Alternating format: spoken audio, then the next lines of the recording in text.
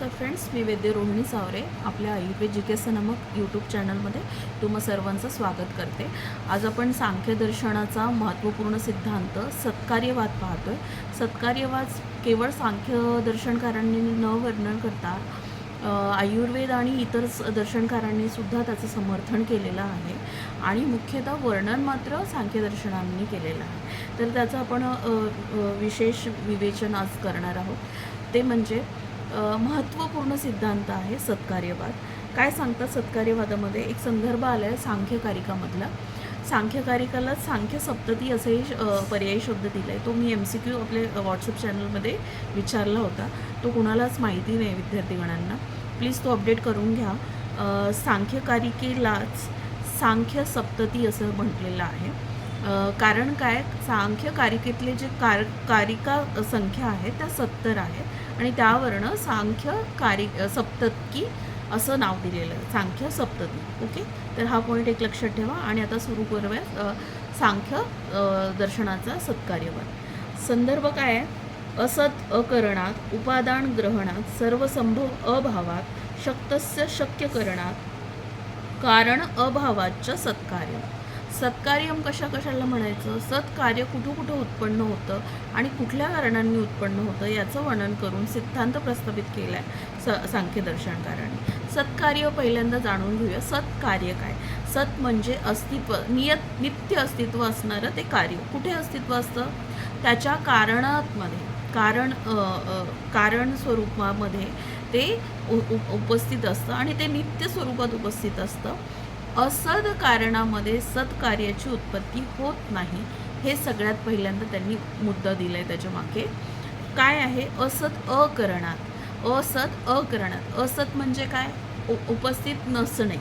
असत अधिक सत म्हणजे उपस्थित नसणे। कशात? अकरणात, त्या कारण स्वरूपात, त्याचे उत्पत्ती स्थान उपादान कारण नसणाऱ्या स्वरूपामध्ये सत्कार्याचं अस्तित्व नसतं, असत असतं ते। त्यामुळे त्याला काय म्हटलं? असत अकरणामध्ये।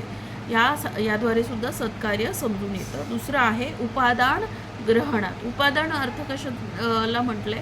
उपादान म्हणजे कारण, उपपत्ती ज्यापासून होते असं ते कारण म्हणजे उपादान ग्रहण।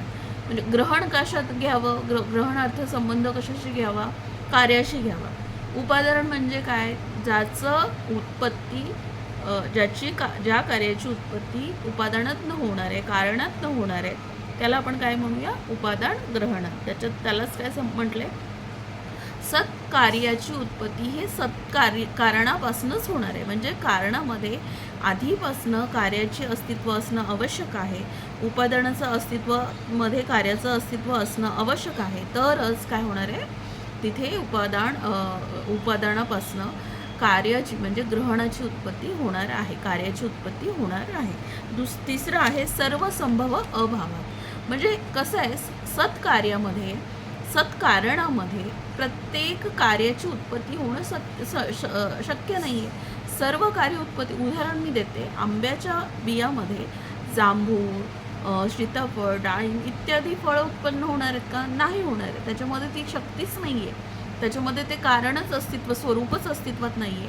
म्हणून सर्वसंभव अभावाच्य असं सुद्धा म्हटलेलं आहे। सर्व उत्पन्न होणार आहे का? सर्वसंभव अभावाच्य, त्याचा अभाव असल्यामुळे कुणाचा? जांभळाचा, डाळिंबाचा, सीताफळ इत्यादी फळांच्या बियांचा स्वरूपाचा हे अभाव असल्यामुळे आंब्याच्या बीमधनं आंब्याच्या झाडाचंच उत्पन्न करू शकतो। एवढं ते सोपं आहे।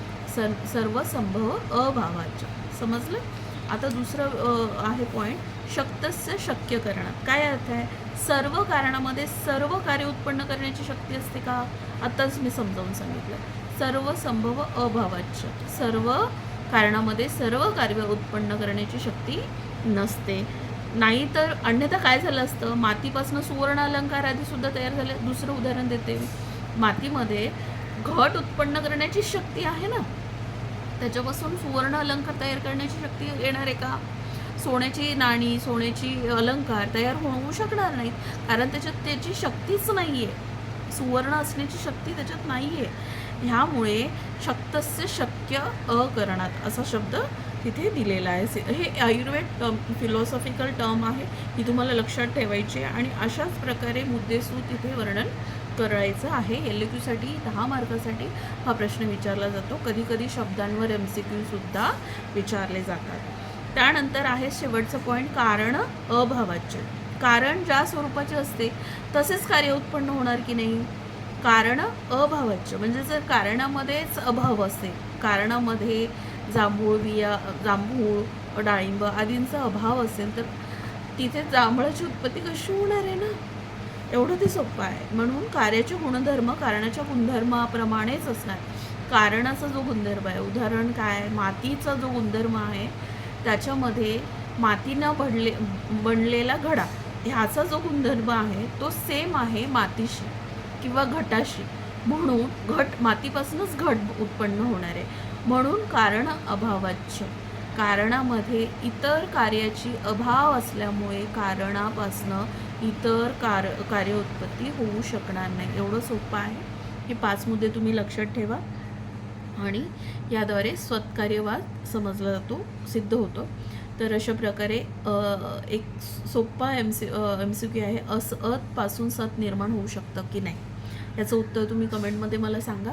आणि कसं समजलं तुम्हाला सत्कार्यवाद ते पण मला सांगा. काही सजेशन असेल तर नक्कीच कळवा. लाईक करा, सबस्क्राईब करा, शेअर करा. थँक्यू.